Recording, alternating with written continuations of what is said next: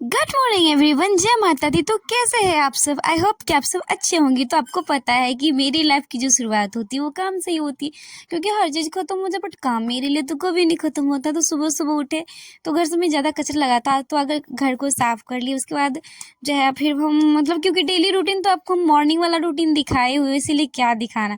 तो फ्रेश सब हो कर बालों सब बांध के फिर चले जाते हैं बर्तन धोने के लिए, और बर्तन धोने के बाद जो है खाना बनाने लगते हैं।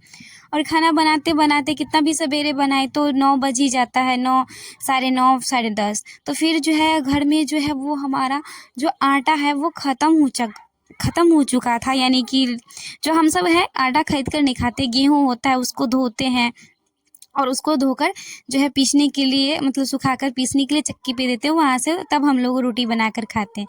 तो आप सब बोलते थे कि आप सब पैरों से गेहूँ को लाड़ते हैं, तो वो गेहूँ जो खेत से आता रहा तो बहुत ज़्यादा रहता है, उसको हाथ से लाड़ना पॉसिबल नहीं होता है, इसीलिए हम सब पैर से उसको पसार देते हैं।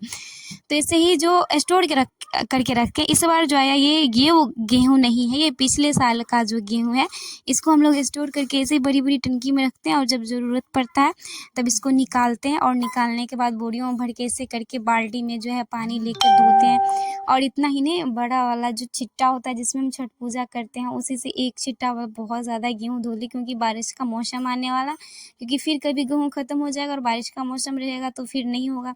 तो क्योंकि खाना बनाने के बाद 10 बजे हम गेहूँ धोने ही गए थे, तो धोते-धोते 11 सब बज गया।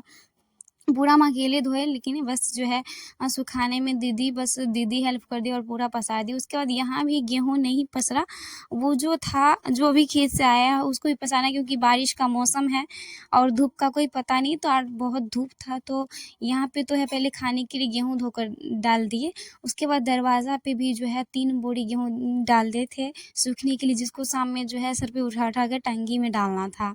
तो आज तो कुछ पढ़ाई हुआ नहीं, तो हम रात में गुस्सा से जो है वीडियो रिकॉर्ड सब भी नहीं किए, और इसलिए नहीं किए क्योंकि क्या पढ़े नहीं तो क्या रिकॉर्ड करना। तो जो शाम तक का ही रिकॉर्ड किए, उसके बाद कुछ नहीं रिकॉर्ड किए, क्योंकि बोले पढ़े ही ना तो वीडियो क्यों डालेंगे। फिर आज सुबह में उठे तो सोचे कि मतलब इतना रिकॉर्ड किए हैं तो इसको डिलीट क्या करना, मतलब थोड़ा सा रिकॉर्ड एडिटिंग करके डाल ही देते हैं।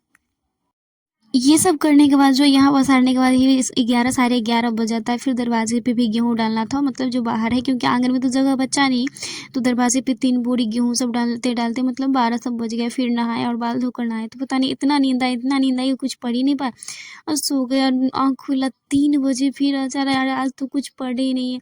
फिर हम चले जाते हैं ट्यूशन पढ़ाने के लिए, और सिर्फ जो गेहूँ है ये आंगन में भी पस रहा है और देखिए दरवाजे पे भी पच रहा है, तो एक ही जगह नहीं दोनों, फिर ट्यूशन पढ़ा के आएंगे तो इस सब को जो है उठा उठा कर रखना भी है। और आज गर्मी इतनी थी, ऊपर से लाइट इतना कट रहा था कि ट्यूशन भी पढ़ाना बड़ी मुश्किल हो रहा था, क्योंकि 3:30 से लेके 6 बजे तक ट्यूशन पढ़ाना दिमाग ख़राब हो जाता है, दिमाग का दही बन जाता है।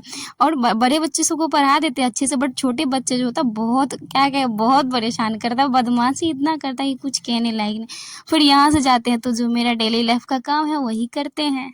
तो ट्यूशन से हम 6 बजे जाते हैं और मेरा काम जो है आसान हो जाता है, क्योंकि हम सब जो वो गेहूँ उठा कर देते हैं और भैया जो है उसे टंकी में डाल देते थे, तो आज ज़्यादा मेहनत नहीं करना पड़ा। फिर शाम का जो है शाम हो जाता है, क्योंकि और गर्मी का दिन है, तो 8-9 तो ऐसे ही बन जाता है खाना बनाते बनाते। और फिर हम पूरा दिन का थक के इतना काम किए, मतलब पता नहीं, मतलब थोड़ा पढ़े और पढ़ते पढ़ते ही कब सो गए पता ही नहीं चला।